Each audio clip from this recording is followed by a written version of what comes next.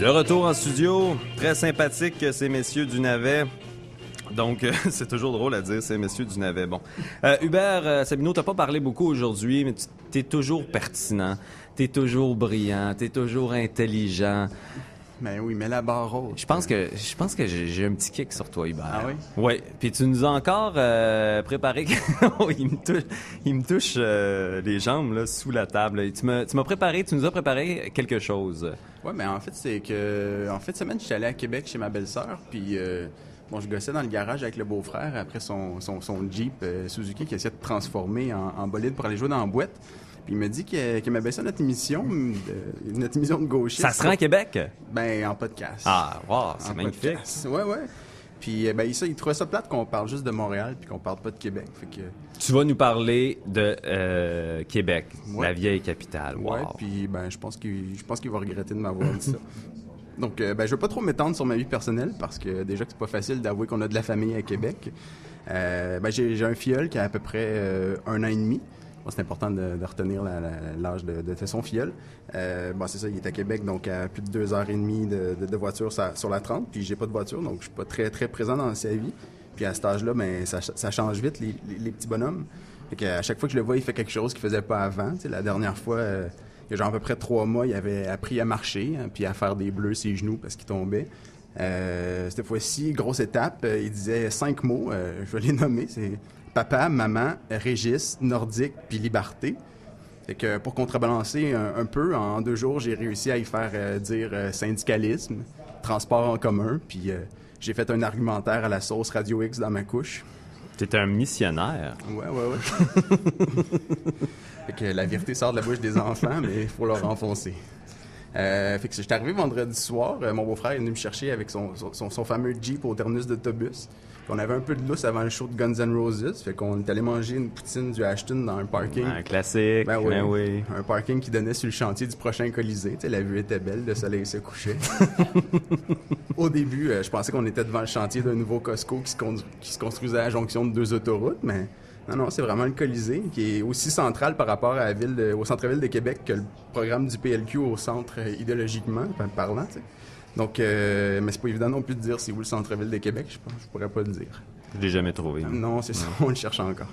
Mais je fais des blagues, mais sérieusement, j'aime bien ça, Québec City. Quand t'arrives dans la ville, t'as vraiment l'impression de faire un voyage dans le temps. Les vieux bâtiments de la ville fortifiée nous replongent en Nouvelle-France. Pendant que les gratte-ciels, entre parenthèses de Sainte-Foy, nous replongent quelque part dans les années 80-90. C'est pas... Les fortifications sont anglaises, mais je te laisse continuer. Mais oui, je t'apprends une petite erreur historique de ta part. C'est les fortifications anglaises. Mais continue, je veux pas te couper dans ton élan. La prochaine fois, je vais parler à Marc de ma chronique. Donc, ben oui, puis ça, quand t'ouvres la radio, t'entends des propos qui datent de l'ère de Duplessis puis du Crédit social ou de l'ère Charest, là, c'est dur à différencier. Mais revenons à ma soirée de vendredi. Donc, en se rendant aux Plaines, on est passé devant une église pentecôtiste. Sur l'affiche extérieure, on annonçait une messe dont l'objectif était de prier Dieu dans le but de minimiser les effets négatifs de l'arrivée en ville de Guns N' Roses. Un show qu'on disait est à tendance satanique. Bon, on s'est dit que ça devait être à cause de l'émeute qu'il y avait eu dans le show de Metallica puis Guns N' Roses en 82 au Stade olympique, parce que, sérieux, l'agenda satanique du groupe me semble aussi vrai que l'agenda islamique d'Amir Kadir. Ça m'a fait penser à une archive de Radio-Canada sur laquelle j'étais tombé dans une de mes nombreuses soirées passées sur YouTube. C'est un loisir que j'ai. C'est mieux d'aller sur Radio-Canada. Mais je suis tombé sur cette archive de Radio-Canada sur YouTube. C'est la contamination. Mais en fait, c'est leur changement de ton, je pense. Ouais. Donc, l'extrait date du 12 janvier 83 où les membres de l'Église pentecôtiste avaient tenu une messe semblable à celle-ci lors de l'avenue de Kiss. Donc, on va mettre l'extrait. Le mouvement pentecôtiste, groupe religieux protestant, croit que l'orchestre rock Kiss est sous l'influence de Satan. Ce groupe, disent-ils, proclame une violence extrême et c'est pour limiter les effets négatifs de ce groupe satanique qu'ils se sont réunis pour prier Dieu. Nous croyons que ce groupe est nettement sous l'influence de Satan dans sa musique, dans les paroles de sa musique, dans son maquillage, dans ses gestes, dans son nom et dans tout. Wow, c'est quelque chose, ça. C'est Satan est partout, hein, comme Dieu, finalement. Surtout dans la langue je sais pas si c'était le bassiste ou du guitariste, mais la langue est claire. Satan est clairement dans la langue de ce gars-là. C'est indéniable. Mais pendant le show de Guns que je suis allé voir, il y avait plein de monde autour de moi qui critiquait le peu de forme vocale d'Axel. Donc, C'est vrai que sa voix était pas top, mais c'était déjà ça des années 90, donc 20 ans après leur succès, ça n'a pas très changé. Il me semble que chialer contre la voix d'Axel, c'est un peu comme se plaindre que de manger de la crème glacée, ça gèle les dents. Anyway, moi j'ai connu Guns N' Roses en cassette, fait que la mauvaise qualité du son, je l'ai pas vraiment remarqué. Le lendemain, je vous épargne les détails de ma journée passée à regarder LCN, à tirer du gun à plomb sur une photo de Gary Bettman, puis à chialer contre les accommodements raisonnables. Pour passer directement au show de Foreigner, puis Def Leppard, qu'on est allé voir en soirée. Là, j'essaie d'avoir l'accent, mais je l'ai pas. J'ai pas assez baigné longtemps.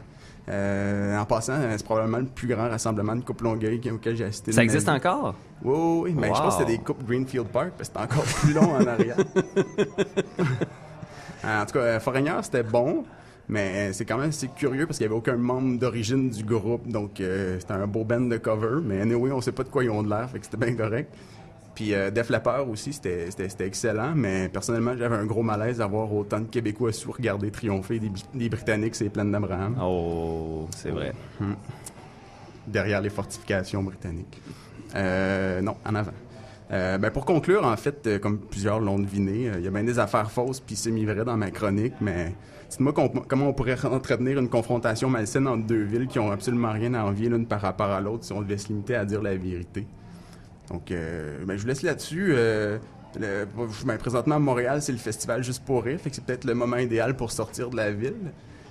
Puis aller confronter vos préjugés en visitant Québec City ou n'importe quelle région du Québec, puis vous allez probablement voir ben des surprises. Ben, c'est une bonne idée, ça, Hubert, sortir de la ville pendant le festival Juste pour rire. C'est à bien y penser, hein.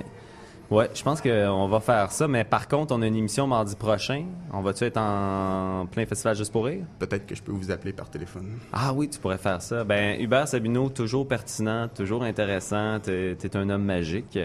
Donc, là-dessus, pour se mettre un peu dans l'ambiance, parce que tu nous as parlé de Kiss, puis Kiss a eu des sacrés succès hein, dans son histoire, puis on écoute ça pour recevoir tout de suite après le Baron Castor. Des succès.